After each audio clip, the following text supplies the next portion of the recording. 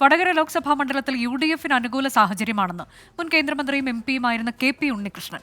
KPCC നേതൃത്വത്തെ ഞെട്ടിച്ച് വടകരയിൽ ആദ്യം മത്സരിക്കാനെത്തിയത് കോഴിക്കോട് പന്നിയങ്കരയിലെ വീട്ടിലിരുന്ന് ഓർത്തെടുക്കുകയാണ് KP ഉണ്ണികൃഷ്ണൻ.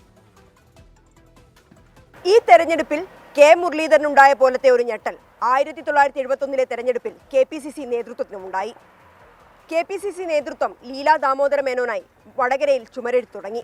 ഈ സമയത്താണ് ഇന്ദിരാഗാന്ധിയുടെ നിർദ്ദേശപ്രകാരം KP ഉണ്ണികൃഷ്ണൻ വടകരയിൽ മത്സരിക്കാനെത്തിയത്. ടിക്കറ്റ് തരണം എന്നുള്ള ഒരാവശ്യം ഞാൻ കോൺഗ്രസ് പ്രസിഡന്റ് മുമ്പിലും പ്രധാനമന്ത്രിയുടെ മുമ്പിലും വെച്ചു.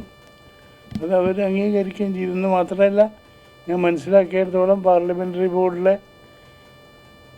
അന്നുണ്ടായിരുന്ന പലരും എന്നെ സപ്പോർട്ട് ചെയ്തു.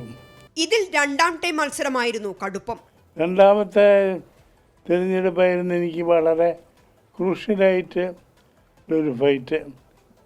ഞാനും അന്നത്തെ LDF-ൻ്റെ ഭാഗമായിട്ട് അരങ്ങിൽ ശ്രീധരൻ, ഞാൻ അദ്ദേഹത്തെ തോൽപ്പിച്ചു.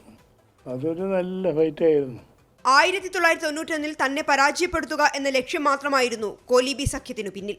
അന്ന് പ്രാഥമികമായും എന്നെ പരാജയപ്പെടുത്താൻ വേണ്ടി നെയ്തെടുത്ത ഒരു സഖ്യമായിരുന്നു. എങ്ങനെയെങ്കിലും എന്നെ പരാജയപ്പെടുത്തണം. പിന്നെ BJPക്ക് രാഷ്ട്രീയമായ എന്നോട് അന്നും ഇന്നും എതിർപ്പുണ്ടായിരുന്നു.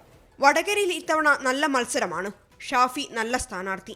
കെ മുരളീധരനെ തൃശൂരിലേക്ക് അയച്ചത് ശക്തമായ മത്സരം കാഴ്ചവെക്കാനാണെന്നും KP ഉണ്ണികൃഷ്ണൻ പറഞ്ഞു. മിഥില ബാലൻ, 24 കോഴിക്കോട്.